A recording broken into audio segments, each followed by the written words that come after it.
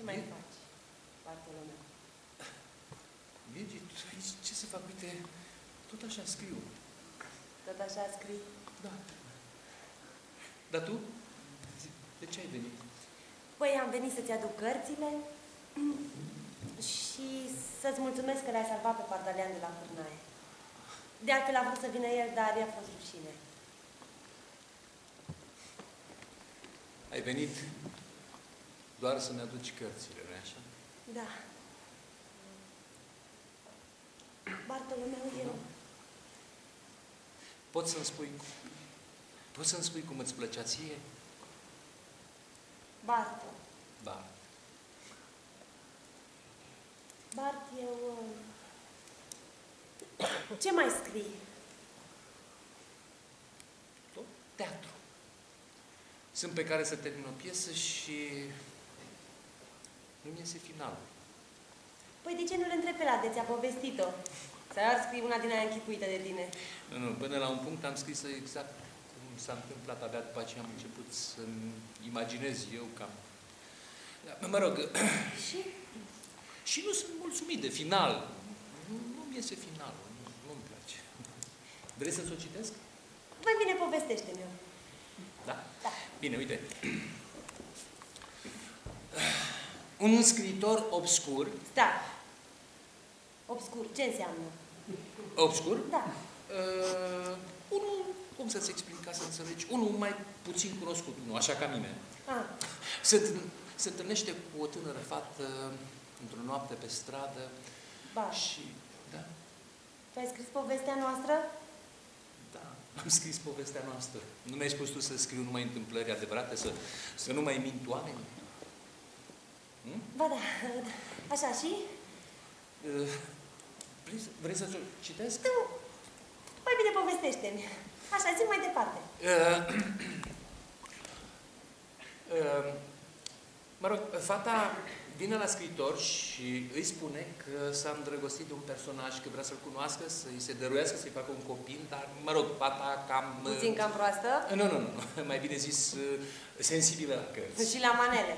Nu crede că Mihai este un personaj fictiv. Fictiv. Așa?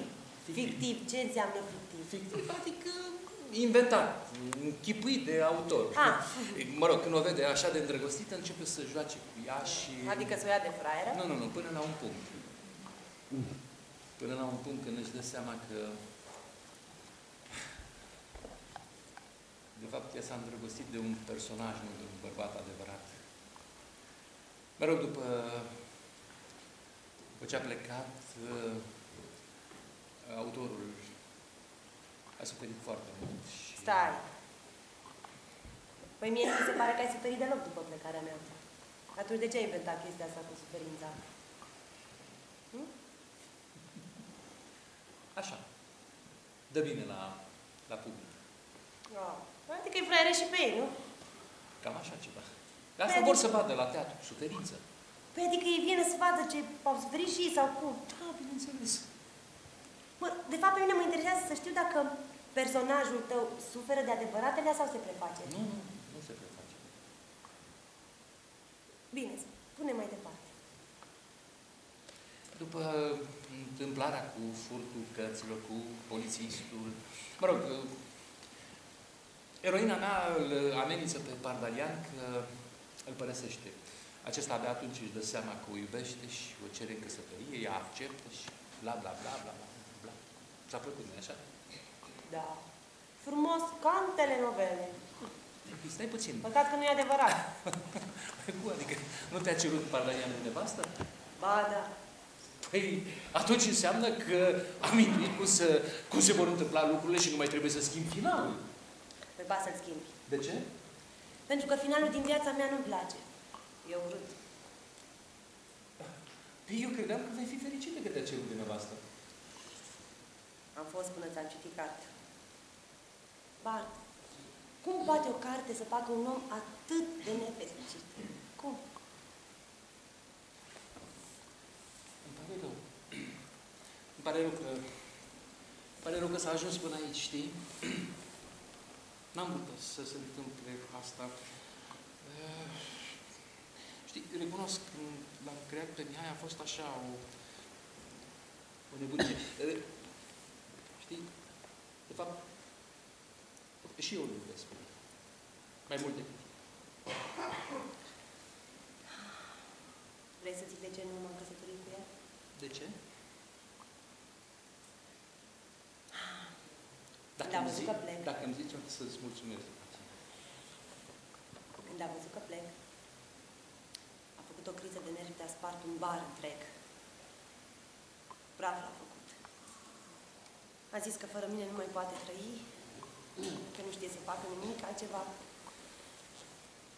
Mă rog, abia când am dat să plec, mi-a promis că mă ia de nevastă. Și de ce nu ai acceptat? Pentru că mă ia de nevastă numai dacă merg în stătoare. Numai dacă mă întorc acolo. Înțelegi? Iar eu nu mai vreau să mă întorc acolo. M-am săturat de clienții ăia libidinoși, de fete. M-am săturat de Pardalia, m-am săturat, înțelegi? Ascultă-mă, îmi pare rău. Nu știu ce să zic. Eu n-am... N-ai prevăzut un asemenea final pentru piesa ta, nu? Nu, lasă! Păi nu, că piesa ta nu-l folosești, că nu dă bine la public. Ascultă-mă, lasă piesa mea, pe aia o rezolv eu. Eventual o arunc la coș. Trist este că nu știu ce să fac, să stau. Vezi tu, în teatru este altceva acolo. Eu inventez toate personajele. Eu le fac să se iubească sau să se urască, să plece ori să se întoarcă. Vale și omor dacă vrea. Vezi tu, în viață, vezi și tu cum trăiesc. Viața nu mă prea descurc. Viața este mult prea complicată pentru mine. Asta e tot ce ai să-mi spui? Uite, am să-ți dau un sfat. Nu știu dacă este cel mai bun sfat, dar crede-mă că ți-l dau din tot sufletul. Încearcă să nu te mai întorci în stare. Nu, ascultă-mă. Încearcă să scapi de viața aia. Încearcă să-ți găsești bărbatul visurilor tale. Eu sunt convins că îl vei găsi. Da, am să găsesc pe dracu. Unde să-l găsesc? Nu vezi că eu mă îndrăgostesc numai din telenovele și din cărți? Ăștia nici măcar nu există. Să spunem, care a fost momentul când ai simțit că nu mai poți suporta? Dar ce contează? Contează foarte mult. Este foarte important pentru piesă.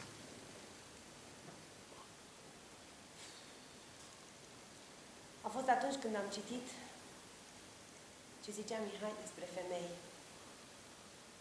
Era atât de bun și de tandru. Atunci am înțeles că pe Mihai îl cunoșteam dinainte să te cunosc pe tine. Recunosc. Mihai m-a fascinat și pe mine. Și tu iubești? Da. La fel ca tine, toată ființa mea. La fel ca tine și eu aveam nevoie de el. El trebuia să fie tot ce ne-am realizat eu. Prin el am încercat să mă răzbun pe viața asta care a fost atât de zgârcită cu mine. Tocmai de aceea am făcut din el un super om. L-am făcut și frumos, deștept și... Să spun un secret. Și eu l-am visat pe Mihai, chiar înaintea ta. Și tu? Păi asta mă face să nu renunț și să continui să-l caut mai departe. În zadar îl cauți. Păi Crede-mă. Ascultă-mă, Mihai nu există. Există. Nu. Păi și eu ce mă fac bart atunci? Ce fac cu atâta dragoste neîmpărtășită încă? Și cui să dăruiesc copilul ăsta neplămădit încă? Pe el am visat.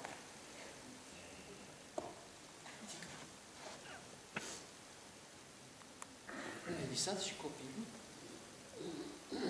L-aș fi visat dacă n-ar fi exista, nu? Nu, ascultă-mă. Ascultă-mă, nu e bine să crezi în vise.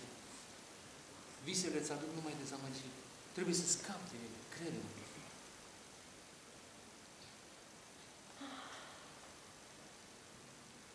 Eu totuși cred că Mihai există. Nu există. Ascultă-mă ce spun. Nu există Mihai. Ba, există. Încetează. Iar începi. Mihai nu... Există. Pentru că l-am găsit. E al meu și n-am să-i mai dau voie nimănui să mi te ia.